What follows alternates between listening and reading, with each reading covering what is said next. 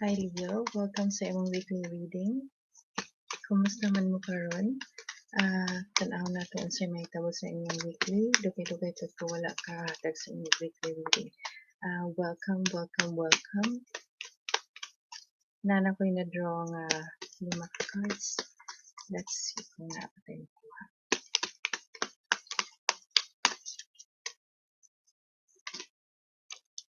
Kadit lang din. Alright. Isa ka pa.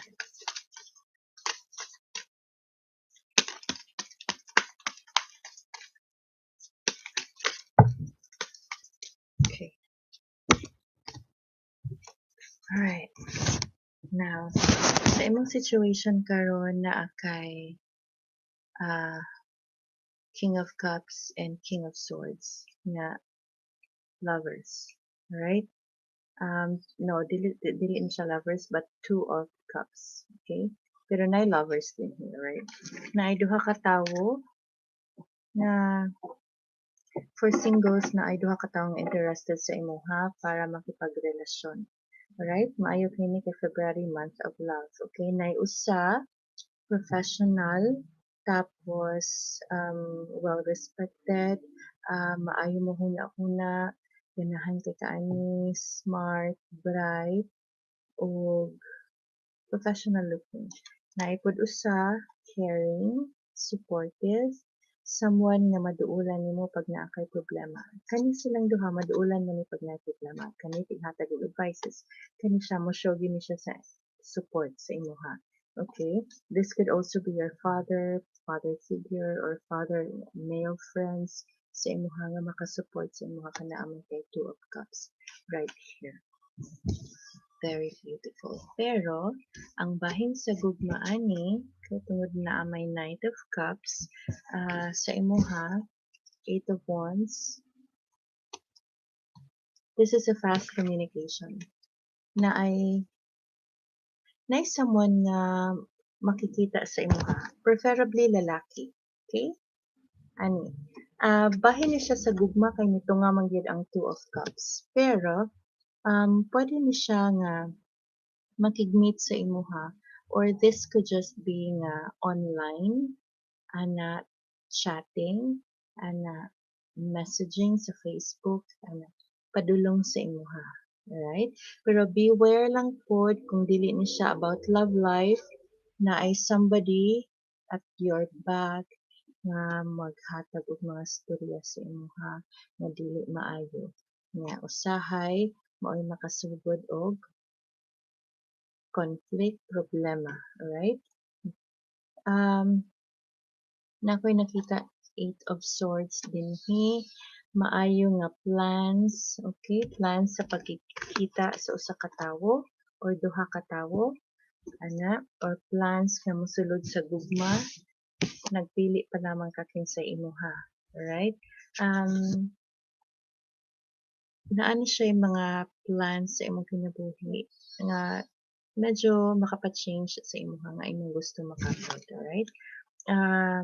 Iplano pa nimo siya, okay, pero naa na, isugod na kag plano og naa na kay mga support. Alright?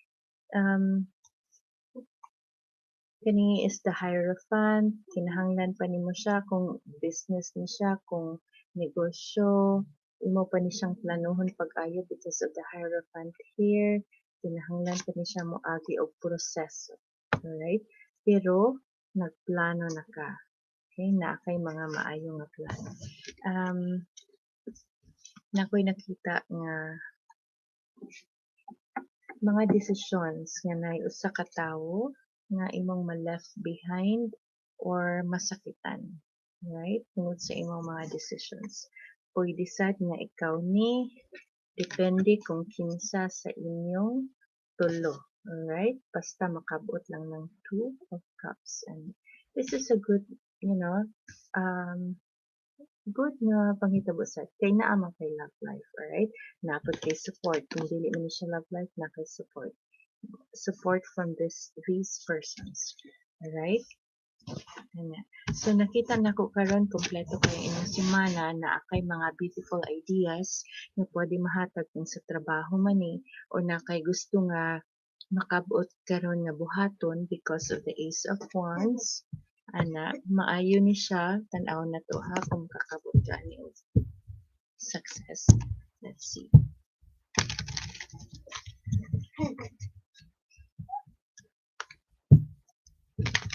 Naay ni siya somebody nga tao nga mosulti sa imuha og kuan.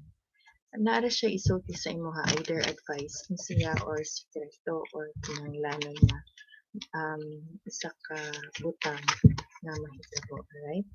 Tan-aw na to kung sa sorry. Hold on. Nahulog siya kadisa. Let's see unsa pa yung makita nato sa cards. Okay? Kani silang mga tao, this could be bag-o nga mga persons nga imong na-meet. Kay feeling na ko bag-o business sila. Okay?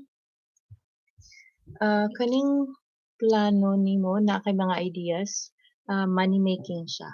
Right? Money making. But this could also be tungod para pud sa love life. Kaya naanak po isa ka person din. Okay?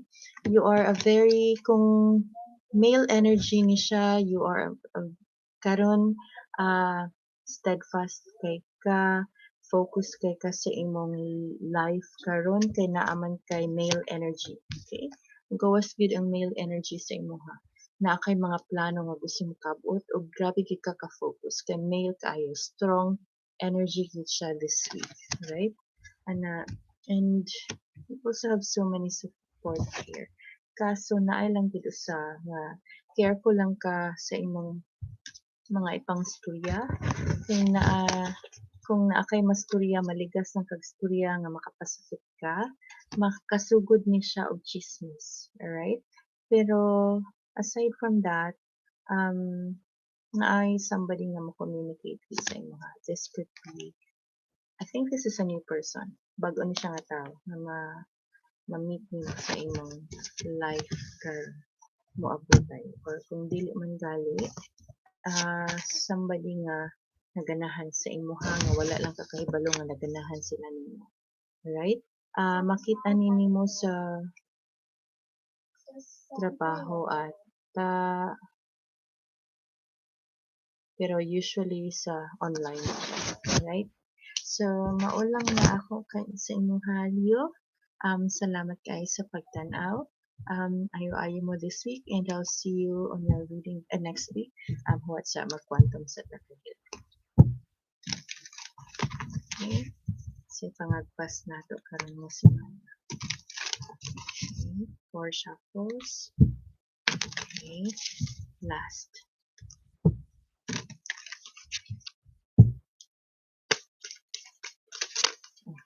Gawas tayo na. Alright. Status quo. Okay?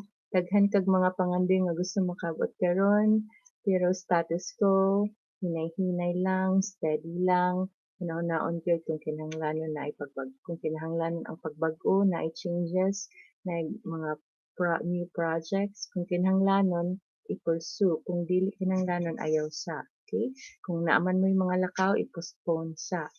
Kani fragmented energy, careful lang ka kay fragmented energy.